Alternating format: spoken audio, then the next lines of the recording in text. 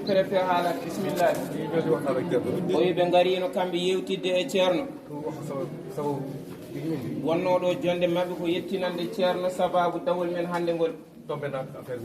hawri kadi yettode Allah ko dawruɗen ko timmi ala noon bawɗo gaynuɗi mbawde wi tan ko gasi kono mbandi e mbawa gasnide foof kono wona noon hunde fuɗɗade hande tan ina gasa hande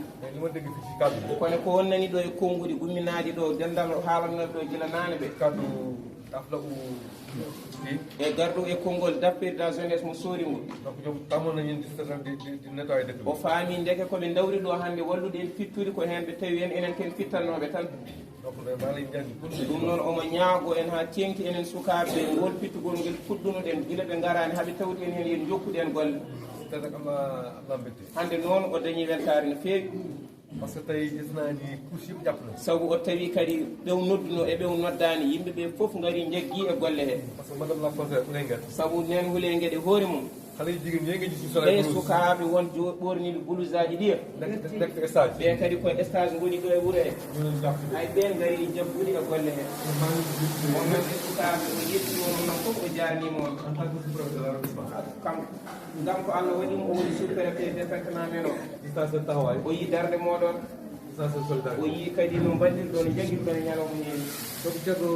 ɗi moye Mamadou Ngom ɗum noon ceerno Mamadou wanma présidente o woni Mamadou Ngom chef brigade forêt oɗo noon kanko ardi brigade forêt o min ànd ak adjoint Mamadou Balde omo addi adjoint makko Balde o e jooɗiɗo less e Doumbia o e koye agent ji mabɓe he jeeya ñoom mobilisé agent kamɓe noon ndendini dendagal ko rendi ɗo ko jiiɗa ɗo hannde ko ñëpp lañu mobilisé ko fof noon ɓe ndendini ko ɗum taki oto guila suba kadi rusa ha hannde dartaki kanko noon jogui kanko nebbisto golle ɗe o noon ɗoɓe kalata tan ha konnguɗu men jiɗi yettade ɓe gaare makko ɓe gardinimode dawgol timmi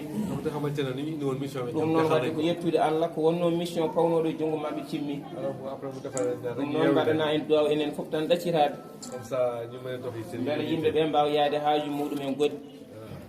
inchallah merci bien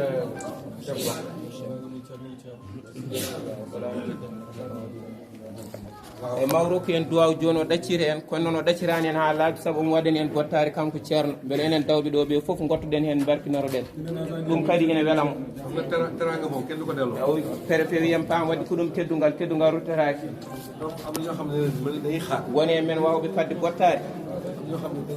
woni men kadi joguiɓe haajuji goɗɗi ɗi jiiɗi yaade